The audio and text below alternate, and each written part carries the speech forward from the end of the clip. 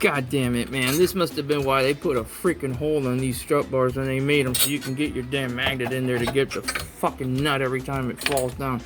Man, this one here, this is the hardest part of the whole thing, just getting the nut on. I guess you need a little kid to hold this for you or get it on, or maybe get your girlfriend, whatever. What a pain in the ass.